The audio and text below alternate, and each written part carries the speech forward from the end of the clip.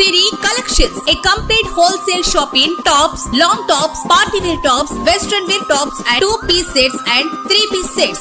4 tops కేవలం 500 మాత్రమే. 4 leggings కేవలం 500 మాత్రమే. 4 ప్లాజో ప్యాంట్స్ 500 మాత్రమే. 4 పాటియాలా ప్యాంట్స్ కేవలం 500 మాత్రమే. 3 యాంకిల్ లెగ్గింగ్స్ 500 మాత్రమే.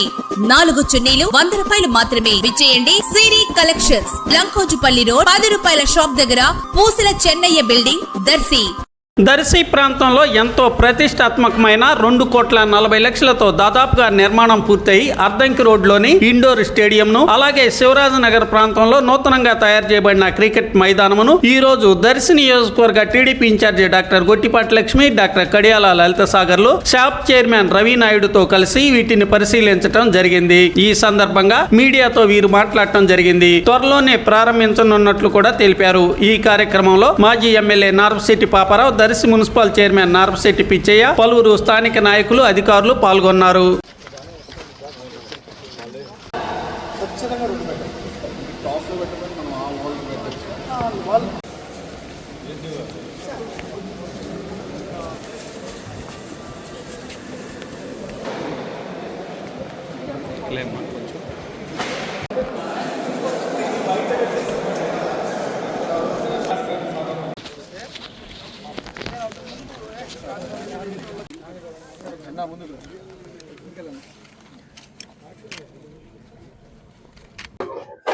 ముందుగా ఈరోజు దర్శి నియోజకవర్గంలో మినీ స్పోర్ట్స్ స్టేడియం విజిట్ కి వచ్చిన శాప్ చైర్మన్ రవినాయుడు గారికి, అట్లాగే ఇక్కడ ఉన్న పెద్దలకు అందరికీ కూడా ప్రత్యేకమైన నమస్కారాలు, ధన్యవాదాలు.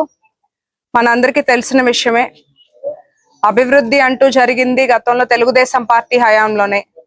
2014 నుండి 19 వరకు దర్శి నియోజకవర్గంలో ఎన్నో ప్రాజెక్టులు శంకుస్థాపన స్టేట్ వరకే, అంటే శిలాఫలకం స్టేట్ వరకే పరిమితం అవ్వటం టౌన్ లో కానీ అన్ని మండలాల్లో చాలా మందికి తెలిసిన విషయం. అలా ఎన్నో నిలిచిపోయిన ప్రాజెక్ట్స్, గత వైసీపీ పాలనలో ఎటువంటి ఒక అడుగు కూడా పడకుండా నిలిచిపోయిన ప్రాజెక్ట్స్ అన్ని కూడా మళ్ళీ మన కూటమి ప్రభుత్వం, ప్రజా ప్రభుత్వం అధికారంలోకి వచ్చాక మన రాష్ట్రం అంతటా కూడా అభివృద్ధి పదంలో వెళ్ళడం చూస్తున్నాము. గౌరవ ముఖ్యమంత్రి చంద్రబాబు నాయుడు గారు, డిప్యూటీ సీఎం పవన్ కళ్యాణ్ గారు, అట్లాగే మన యువ నాయకులు నారా లోకేష్ అన్న కృషితో ఆంధ్ర రాష్ట్రం అభివృద్ధి పదంలో వెళ్ళడం చూస్తున్నాము. అన్ని వర్గాల్లో రాష్ట్రాన్ని, అన్ని వర్గాల ప్రజలకు అందుబాటులో ఉంటూ అన్ని రంగాల్లో రాష్ట్రాన్ని ముందుకు తీసుకెళ్తున్నారు. ఇవాళ చూస్తే మనం ఇక్కడ ఎన్టీఆర్ కేవీకే క్రీడా వికాస్ కేంద్రం గతంలో శంకుస్థాపన చేసి లాస్ట్ ప్రభుత్వం ఒక అడుగు కూడా ముందుకు పడకుండా ఉన్నది. ఇప్పుడు 2,40,00,000తో మనం మినీ స్పోర్ట్స్ స్టేడియం ఏర్పాటు చేసుకుంటున్నాము.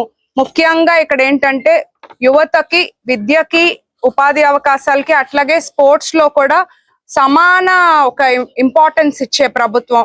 వాళ్ళని ముందుకు తీసుకెళ్లాలి అన్ని రంగాల్లో అని ఆలోచన చేసి ఇప్పుడు మన యువతకి ఇక్కడ గనక అందుబాటులో ఒక స్టేడియం ఉంటే వాళ్ళకి హెల్త్ ఫిట్నెస్ పరంగానే కాదు, రేపు స్పోర్ట్స్ లో మన జిల్లా స్థాయిలో కానీ స్టేట్ లెవెల్లో కానీ లేదా నేషనల్స్ లో కూడా మన యువతకి ఇక్కడ గుడ్ ట్రైనింగ్ అన్ని ఉండి కోచెస్ ఆధ్వర్యంలో జరిగితే ఏంటంటే మంచి అవకాశాలు ఉంటాయి.